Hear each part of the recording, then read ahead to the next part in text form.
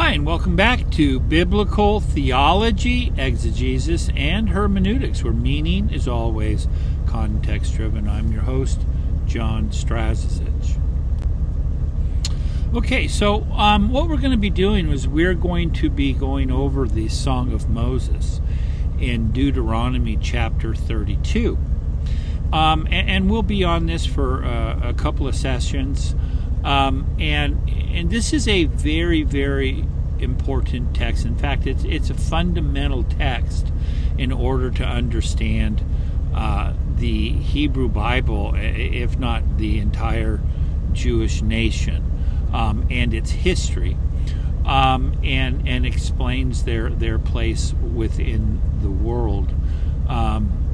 And so since it's such a fundamental text, and it's also fundamental to the, to the rest of the scriptures as well. So this text becomes, somewhat of a springboard for other prophetic works, and some from the Psalms, and the New Testament quotes, from Deuteronomy 32 quite a bit. So this is very, very important. It's a very, very, important theological text. And so if you have your Bibles, go ahead and you can open them up to this particular chapter. Okay, so as we approach our text here, what we're looking at here on this particular slide is the Aleppo Codex.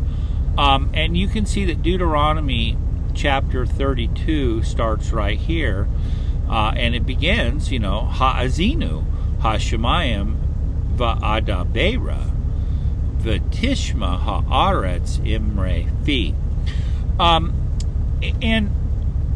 But I don't want to actually get too involved in the text right now. But I want to show you that, there's some very, significant peculiarities about this particular text.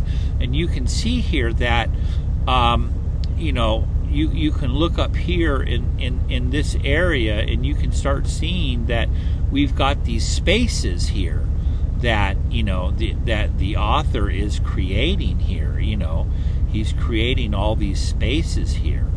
And this, this isn't the only time this occurs, within the Aleppo Codex, but it doesn't occur very often, and it's only at very significant texts, and you can see here that he specifically spaced the text so that it begins here on this particular page with Ve'a'ida,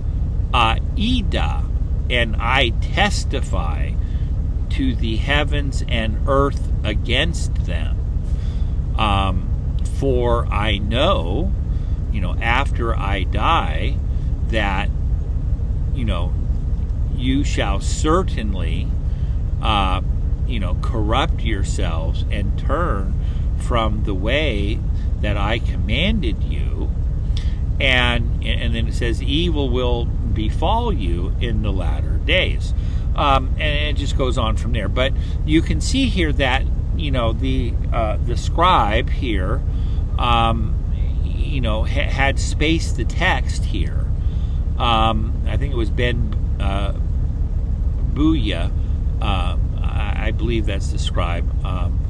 And then, Aaron Ben Asher, he was the Masorete who had punctuated the text, but I believe that Booya here would have been the particular scribe who wrote the text as it is, and you can see that he was well aware here of Hebrew parallelism. In these distichs, he had this is line A, this is line B, then the next line A and line B, and so on and so forth, and he correctly divided the text, according to, the rhythmic, the rhythm of the text as it progresses from one verset to the next. We'll be a little bit more specific about the poetics of the text. But you need to see that, this isn't normal to have all of this spacing here, okay, in the text. And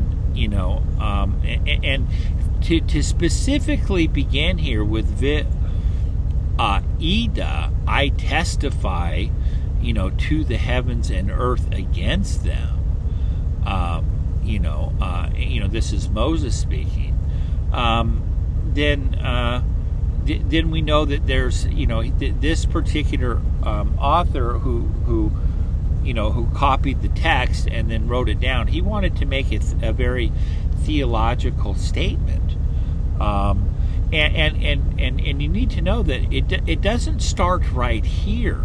Okay, this is just on this particular page of the text. We're going to go ahead and move on to the previous text. Okay, so I just want to show you that in the Aleppo Codex, as we had seen, from the book of Amos, there's 3 columns, to a page, and you can see right here where this spacing begins here, and it's just simply hak hilu, gather, okay, gather, Eli, unto me et kol zikne, and then we have shivnechem, all of the elders of your tribes and your officers, okay, and then but this is here. This is where this particular author Ben Buya here wanted to really see that the text began to take seriously the Song of Moses up here in this particular part of chapter 31. I think it could be verse 19 or 16 or something like that. But where you're going to have gather unto me all of the elders of your tribes and officers. You can find that because there's no the verses aren't put in here numerically. But I just wanted you to see that then you have all this spacing here that's going on, starting from here down, okay, in this particular column. And then as we move on, we went to the next page is the one we just had looked at. But it all begins right here, gather unto me, okay. And this is where, because Moses he's about to die, and he's gathering the people to teach them this song, to put it in their mouth so that they may learn it and understand the history of their nation as it moves forward in history.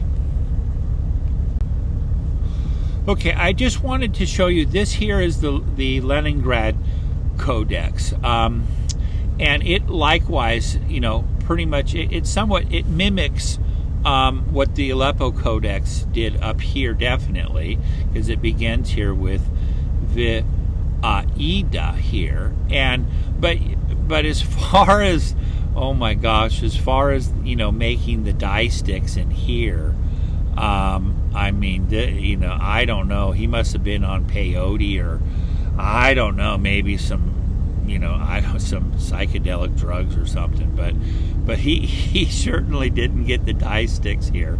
It begins Haazinu Hashemayim Va'ada Beira, and it should have stopped right there. At least this is where the Aleppo Codex did, but it goes on Vitishma Haaretz Imre Fi. I mean, so he this particular scribe just didn't understand Hebrew poetry. I don't know what he was thinking, but he should have took a little more emphasis from Ben Buya, the other scribe who had written down the Aleppo Codex. Okay, then coming here then to the Aleppo Codex, we will begin, reading here the opening lines here of the Song of Moses, and this is known as the Haazinu because it derives that from the very first opening imperative verb here. Haazinu hashemayim vaada beira v'tishma haaretz imre fi ya'arof kamatar lechi tizal katal imrati kis irim ale deshe v'kir vivim ale esav ki shem Yehovah ekra havu godel lelo heinu. So we'll stop there because there'll be plenty of things here that we need to talk about, and we'll move into that. Okay, then we'll come here and we'll offer up my translation. Give ear, O heavens, that I may speak, and let the earth hear the words of my mouth.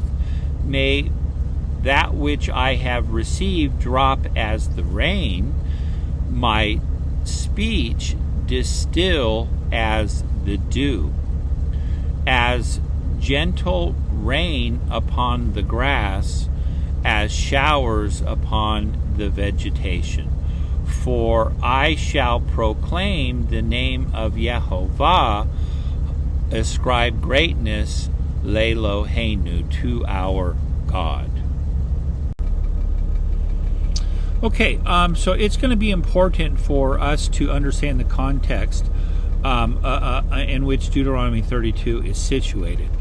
And so in order to properly, interpret the text, it will be important here for us to look back to Deuteronomy 31, verse 16 following. And I'll just translate. And Yahweh said to Moses, Behold, you are laying down with your fathers, and this people shall arise and go a-whoring after foreign gods of the land that he is going there in its midst. And he shall forsake me and break my covenant that I have cut with him. My anger shall burn against him in that day, and I will forsake him, and I will cause my face to be hidden from them, and he will be devoured, and many evils and distresses shall find him. And he will say in that day, is it not, or are not these evils because my God is not in my midst?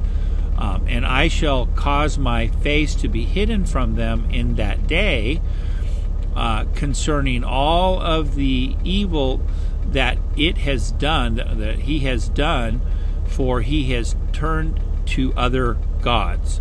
Now, write for you this song and teach it to the sons of Israel.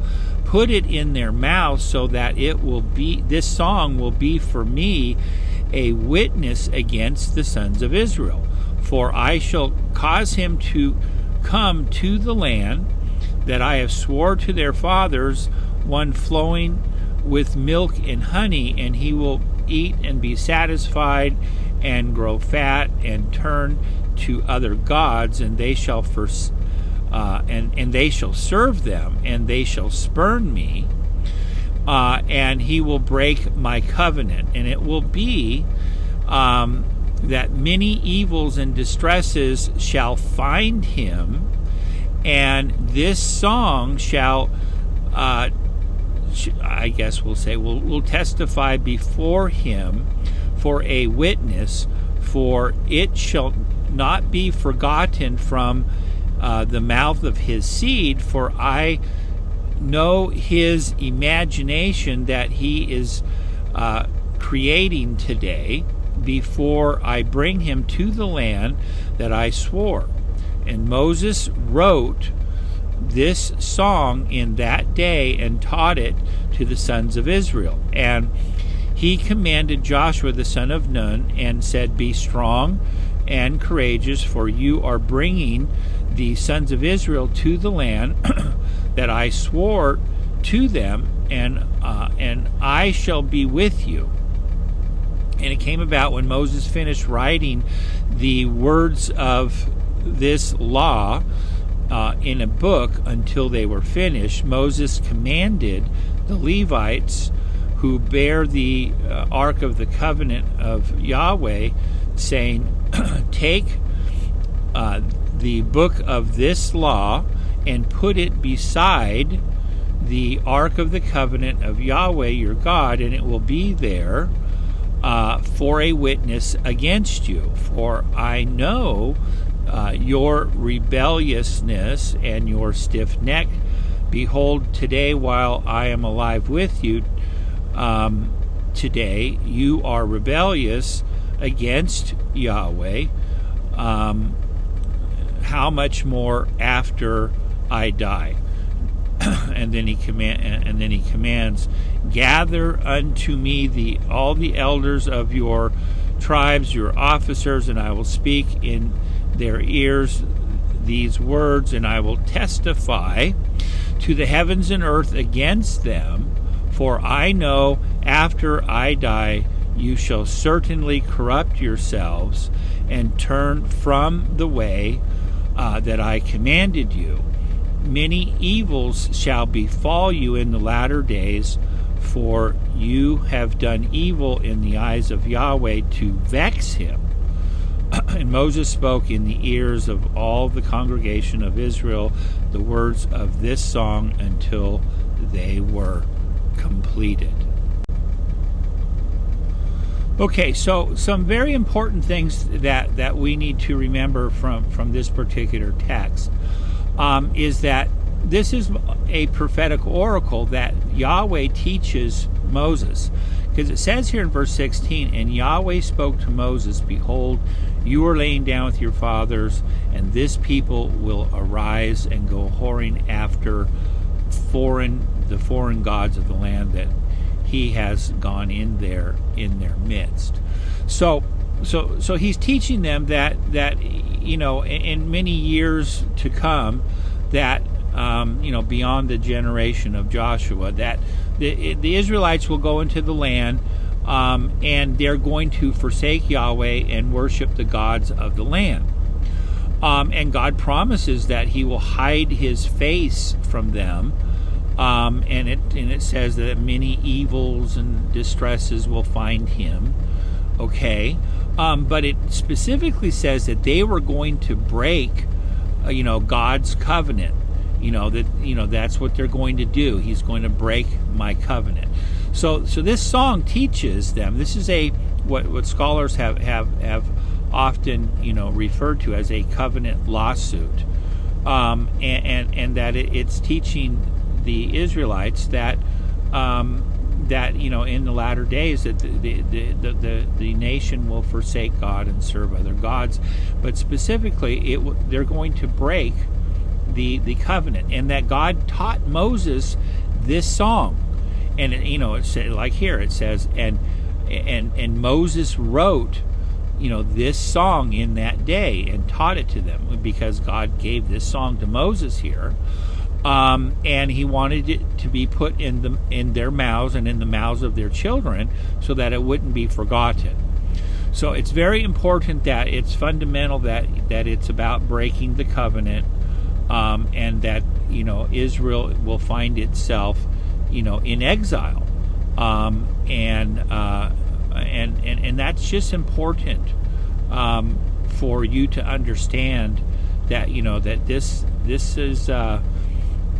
It's important for you to know that God taught him this song, taught Moses this song, and gave it to him.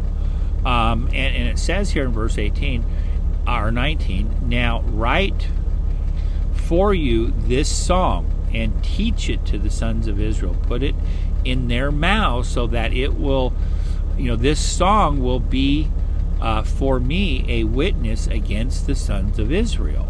Okay, so that's very important. And this song is called the Haazinu because that's how the song opens up with Haazinu, give ear, O heavens. So it's the words give ear, and that's how the song begins, and so that's the name that was given to this particular Song of Moses. And so it's important for you to just understand this whole context here, and so that you can properly then understand, the text as we go into it.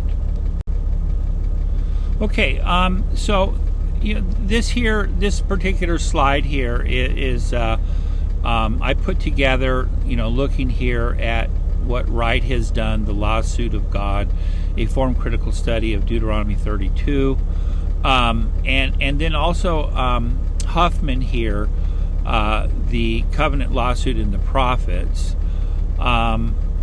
These have been seminal articles here that many scholars have postulated that this is a prophetic reeve, that is this reeve pattern lawsuit from this particular noun and verb, reeve, and it means to contend or to enter into a lawsuit. Literally, it's forensic material, and scholars have postulated the following: it's the summoning of the elements of the heaven and earth. So this is the formal elements of a reeve pattern lawsuit. You're going to have the summoning of the elements of the heaven and earth. So if you go to the to the prophet Isaiah, that's exactly how his whole book starts off with give ear, O heavens, and hear, O earth. And that's how it begins. He's basically making an allusion back here to Deuteronomy chapter 32, and by calling upon the heavens and earth, summoning them to be witnesses. So there's this summoning of the heavens and the earth, and then two, a basic statement of the case and interrogation of the guilty party, and that will the basic statement will begin will be at verses 4 to 6 of Deuteronomy 32, and then there's an accusation of ingratitude, recital of Yahweh's past benefits. This is going to go through all the way down to I think verse 18, and include verses 4 and 6. Typically there is a rejection of sorts to the recourse of sacrifice. Now this element may not be in our text, but it certainly is in Isaiah. And there's a verdict of judgment or a call to change of conduct. And so these are things that many scholars have postulated, and it's important for you to understand this as a background for Deuteronomy 32, and then how it plays out within the Hebrew prophets afterward, especially Isaiah. Okay, so on this particular slide, what I wanted to show you is that, remember, it says that the sons of Israel were going to break my covenant. So there are covenants, the covenants that are made within, the Old Testament, they are patterned after, covenants between nations, or we can call them treaties. Treaty covenants that existed between different countries within the Middle East, and in these particular treaties you're going to have the introduction of a speaker, a historical prologue, the stipulations of the covenant, the deposit of the document, witnesses to the covenant, and then there are blessings and cursings of the covenant. And the description of these things, are here in this particular column. And then you can find here within Leviticus and Exodus and Deuteronomy, and you could see Joshua here too, how there's these elements here are scattered throughout, the Pentateuch and Joshua, and so scholars have seen that Yahweh's covenant that Moses made with Israel here, it follows these treaties that were made between suzerains and vassals. A suzerain would be the king that would have power over smaller kings, and that they would pay him tribute, and then there would be these elements of the treaty, that there would be stipulations of the covenant. There would be this historical prologue. It's a survey of the past relationship of the treaty partners, a listing of their obligations, the storage and public reading of the document, and usually the deposit of the document was placed at the foot of the national idol,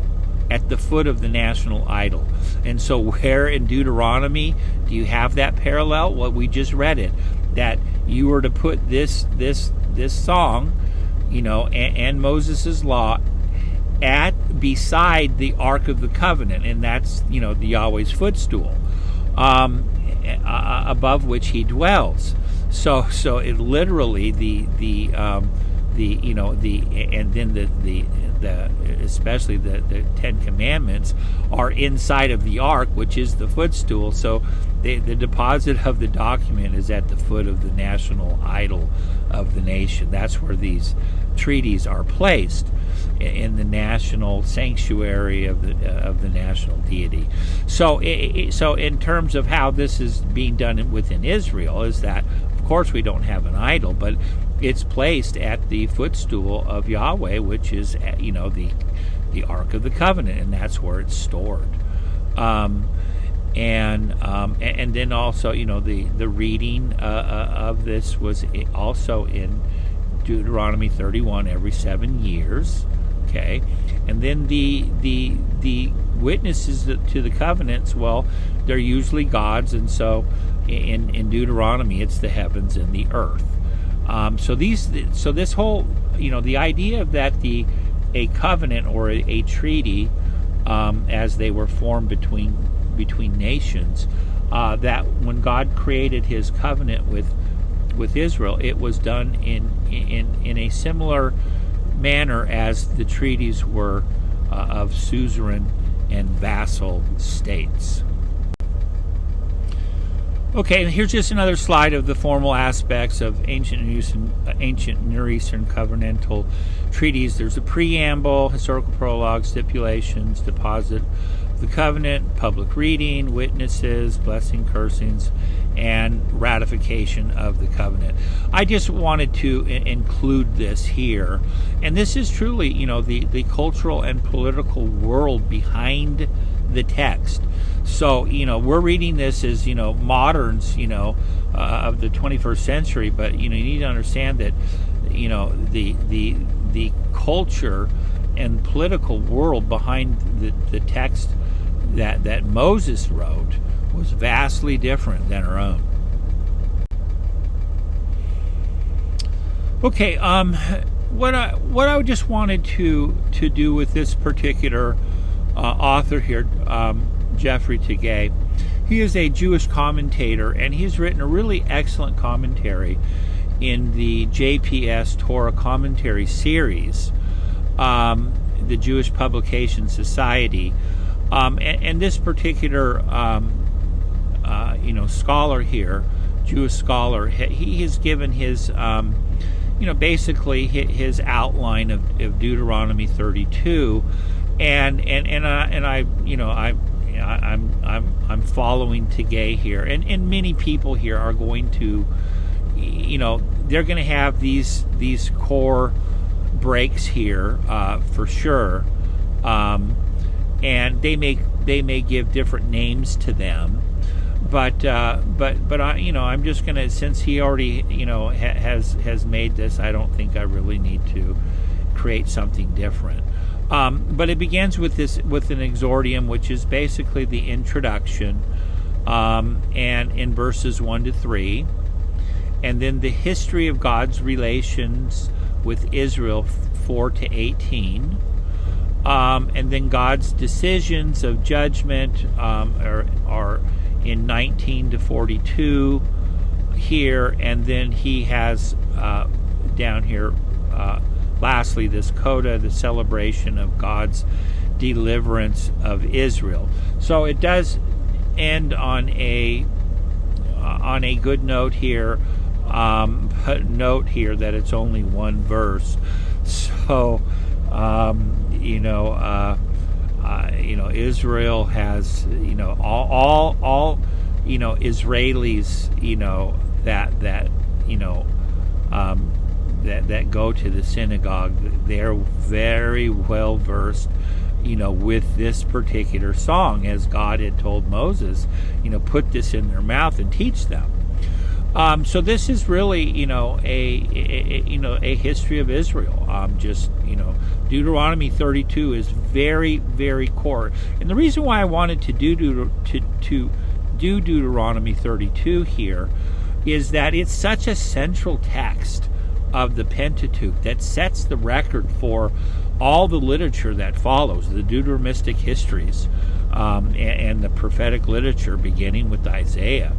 It's very, very important as a central text that is near and dear to the Old Testament and especially to the sons of Israel.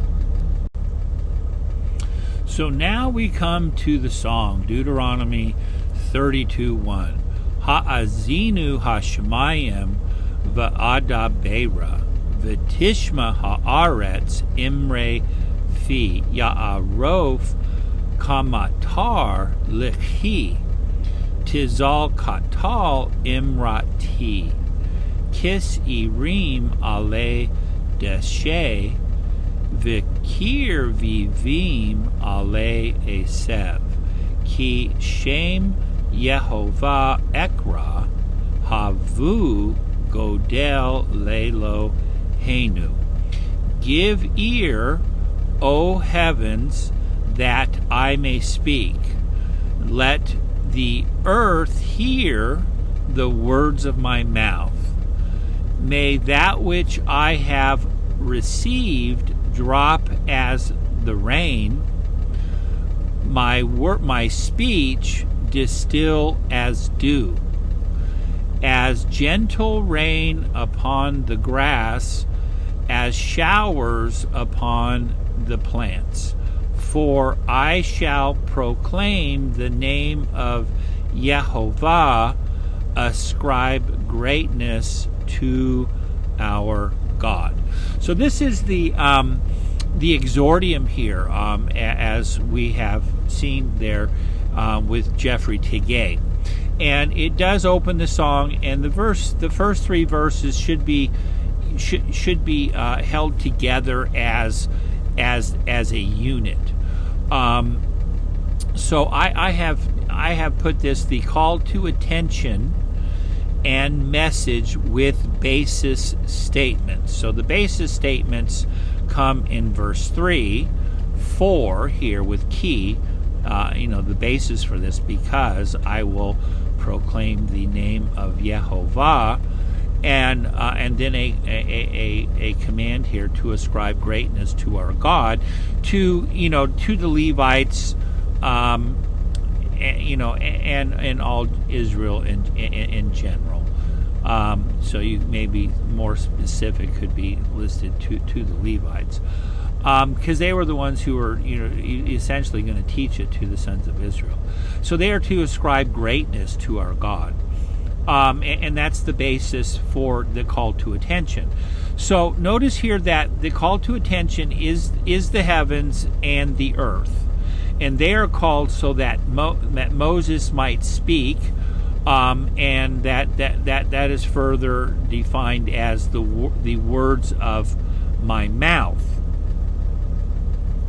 And then in simile fashion here, starting in verse 2, that, because remember, Yahweh gave this song to Moses. So this lekach here, and in the form here, mise en page, lehi, where Moses here says, let my, your translations are going to say teaching or instruction, but it's, and then even the legacy version is what I have learned, but it's what I have received, because remember the verb lakach just means to take or to receive.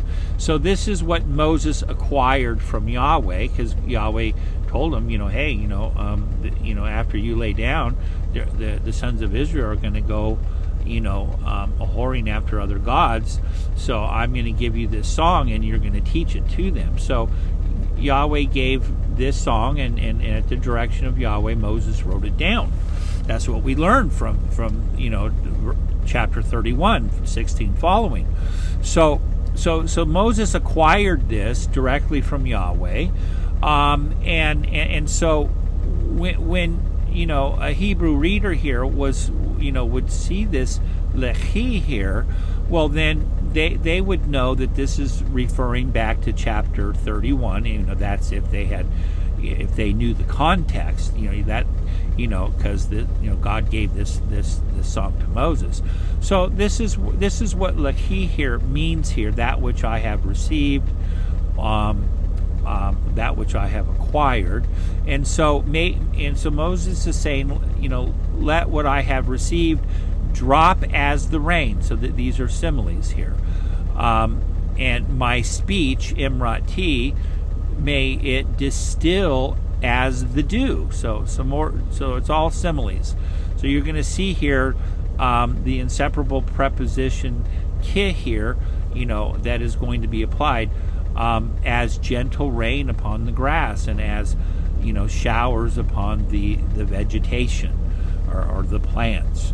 And then here, ki, and this is the basis statement for Moses says that he will proclaim the name of Yehovah, and that the nation here was to ascribe greatness to our God. And so looking here at the at this structural analysis, we have the call to attention.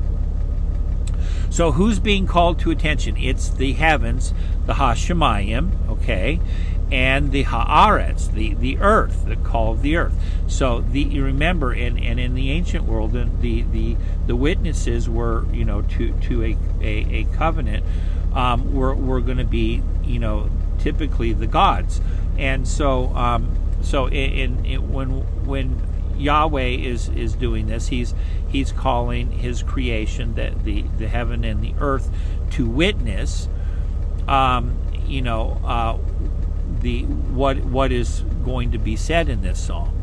So this is very important, because if somebody today in modern vernacular got up in front of a congregation and said, "Give ear, O heavens, and let the earth hear the words of my mouth."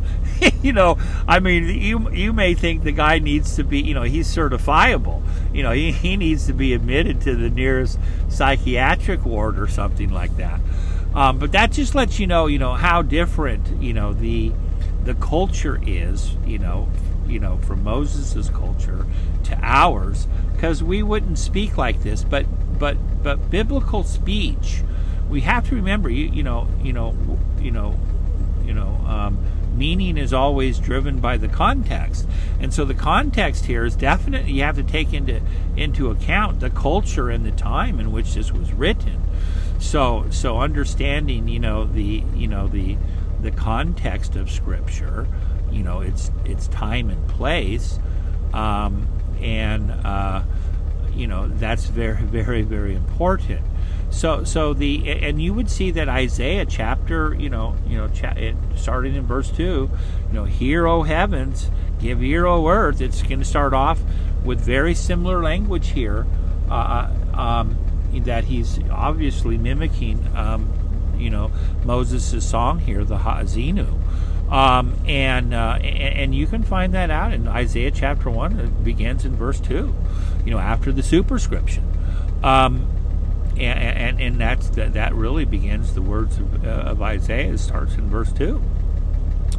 And then there's so there's this call to attention, okay, and so it's and you need to know here that Haazinu is then paralleled in the in the second half of the distic by Tishma, so give ear and hear. And then heavens is then paralleled by earth, and that I may speak with the words of my mouth.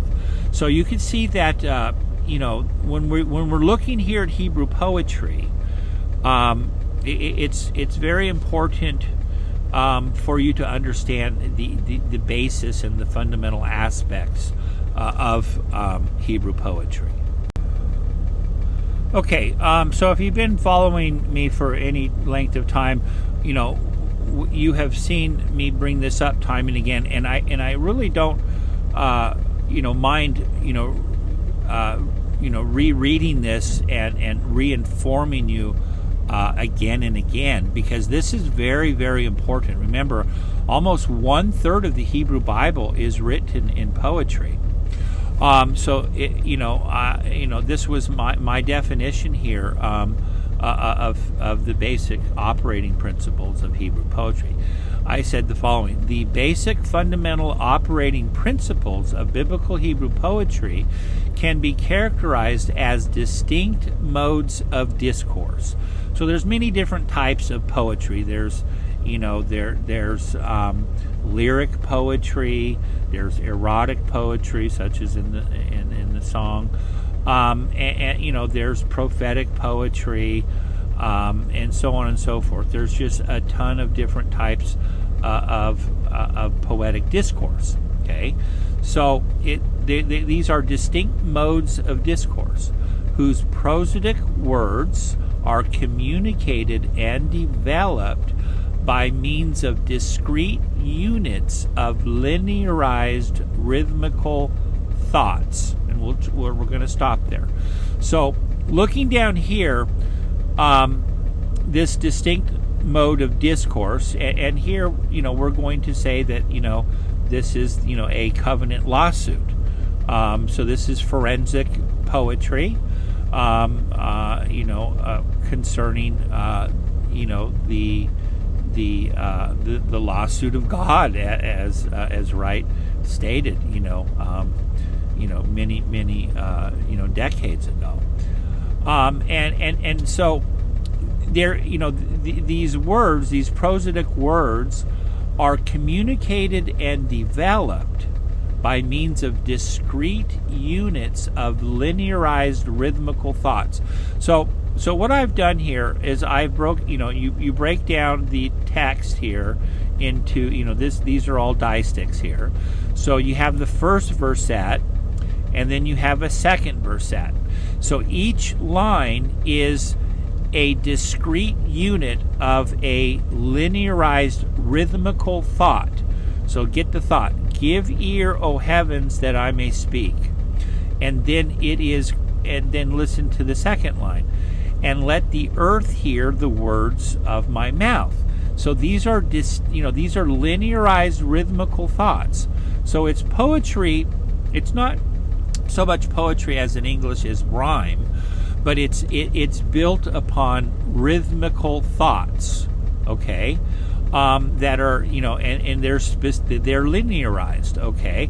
And as we saw, even with, the Leningradensis text and the Aleppo Codex, they had these all we'll say the Aleppo Codex had the correct, lineation here, for the text, just like, I have right here, because these are thoughts. Give ear, O heavens, that I may speak. That's a thought, and it's paralleled. Let the earth hear the words of my mouth. Okay, so these are thought rhymes. Okay, these are linearized rhythmical thoughts. That trade in and oscillate between accentual. So accentual here would refer to the prosodic words. Okay, and then syntax between accentual, syntactic. So that's just the arrangement of the words. So give ear, O heavens, is followed by may let the earth hear. Okay, give ear, O heavens, and then that I may speak is then followed by imre fi, hear the words of my mouth. So there is somewhat of a syntactic basis here, especially Tishma haaretz and Haazinu hashemayim. Okay, and then semantic principles, and these are word pairings. So which is, we can begin with the verb. Haazinu is paralleled by vitishma. Give ear and let the earth hear. So the verb hear, and you got heavens paralleled by earth. That I may speak is paralleled by the words of my mouth, and so on and so forth. So it's very important that the basic fundamental operating principles of biblical Hebrew poetry can be characterized by distinct modes of discourse. So it's going to be some specific type of poetic discourse, and in this case we're looking at a covenant lawsuit, whose prosodic words, rhythmic words, are communicated and developed by discrete units. So they're of linearized rhythmical thought. So they're discrete, and it's that we only have 3 prosodic words here in line A: Haazinu, Hashemayim, Va'ada Beira. Okay, so there's 3 prosodic words, followed by Vitishma haaretz imre fi, and with this makef here, you've got 1, 2, and 3. So this imre fi makes up a prosodic word, and so we got a 3-3, and then it's followed by another 3-3, and then here you can say that it's followed by a 2-2, and then here we have a 4-3, which is very, very common. It doesn't always have to be exactly 2-2, 3-3. It could easily be a 4-3 or a 3-4, so on and so forth. But let's continue with the with the linearized rhythmical thought. May that which I have acquired drop as the rain. My speech distill as dew. So line A is then followed by line B, and we're using similes here, and so what I have received, lechi, is then followed by imrati, my speech. Okay, because what I received, this is Moses is talking here about the song that God gave him. Okay. And that song is then my speech, and that it drop is then is followed by distill, and rain is followed by dew. So you have a pairing here of semantic parallelism, of the verb forms, of the simile of the rain and the dew, and then as far as what Moses received you could say in the form of instruction or teaching, or just that which I have received, and it's followed by my speech. Continuing on here, this is what Hebrew poetry does. As gentle rain upon the grass is then followed by as showers upon the plants or the vegetation. So you can see here that semantic parallelism of gentle rain followed by showers, and then we have upon the grass and upon the plants. So these are all word parallelism and word pairing, and this is Hebrew poetry, and they're all linearized rhythmical thoughts, and they're repeating one another. And then when he gets down here to the basis clause, for I shall proclaim the name of Yehovah, and then it's going to turn a little bit here, and which is give greatness or ascribe greatness leloheno, to our God. And so you can see there how these are thought rhymes. Okay, so in verse 3, the first verse set here, for I will proclaim the name of Yehovah, is then followed by ascribe greatness to our God. And so this is very important, and so it's very important that you understand the fundamental operating principles of biblical Hebrew poetry. Okay, so then coming back here to the text, we'll look at it a little more critically from a different point of view to the meaning of the text. So it begins off here with this command for the heavens to give ear, okay, so that that I may speak. So he is calling upon the heavens to listen, and when you have the vav consecutive followed by the verb adabeira in this instance, that is previously the prior verb was an infinitive, an imperative, then this is usually translated here va'adabeira as a purpose clause, that I may speak. That would probably be the best way to translate this. And let the earth hear the words of my mouth. So there's this call to attention, and they are to hear and pay very close attention about what Moses is about to speak, because they are becoming the witnesses to Israel's disobedience. And then he identifies, the message comes in verse 2.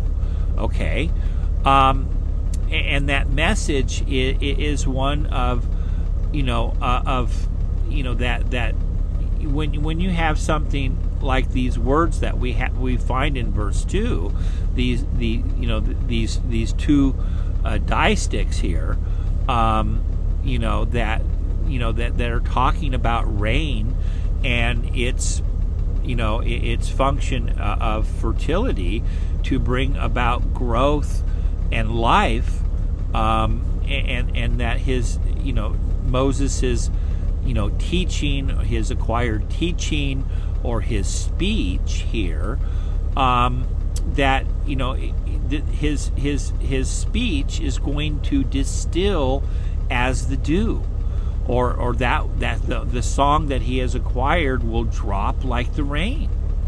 Okay, and then it's given some type of context.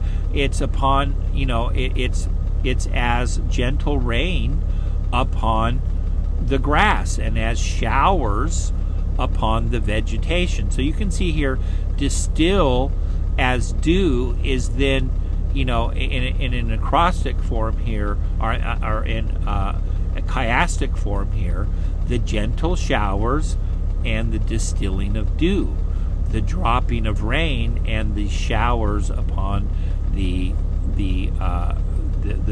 vegetation.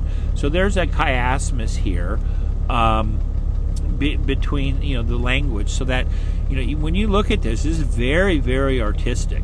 It's just not just remember, this Moses is basically being downloaded this particular song, and so when we read this, it's important that we compare this. But what is the rain doing? It's it's like showers upon the grass. It's as as gentle rain upon the grass, and as showers upon the vegetation, the plants. So just as plants, need rain to survive, Moses' teaching, the purpose of it, is so that hopefully that they will listen and learn, so that they would grow if they receive the rain. Because remember, Hebrews talks about the land upon which the rain constantly falls, but bears forth thistles and thorns, and not it's not producing fruit. Well, then that land is going to be burnt up. So Hebrews, I believe that's chapter 6. Yeah, Hebrews 6. My gosh, don't take those as definitely do not bring your Calvinism to Hebrews 6. You are totally twisting Scripture if you do that. And you might become just like the children of Israel in this song if you were to do that. And I'm serious about that. And then the basis, for these words is why? Well, why would this Moses's received teaching and his speech, drop as the rain and distill as the dew? Well, it's because he's proclaiming the name of Yehovah, and with them they are to ascribe greatness to our God, and that is when you receive this teaching in good function, when the land receives it and it bears fruit, well then Yahweh's name will be magnified and made great here, and that's the purpose here. That's the basis for the Haazinu.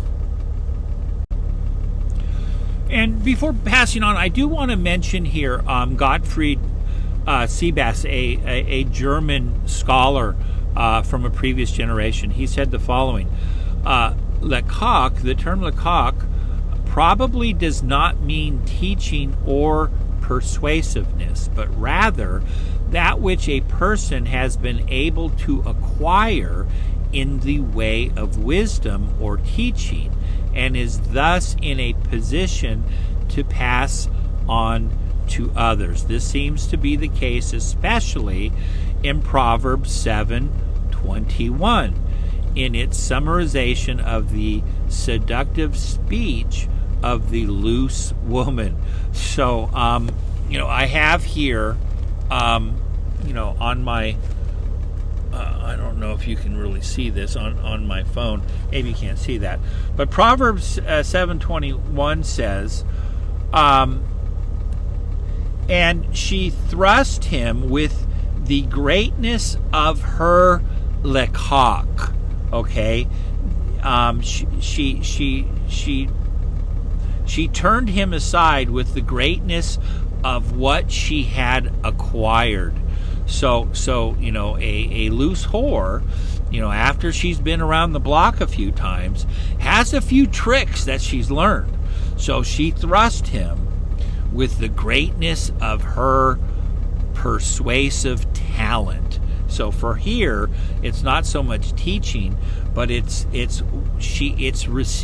acquired talent.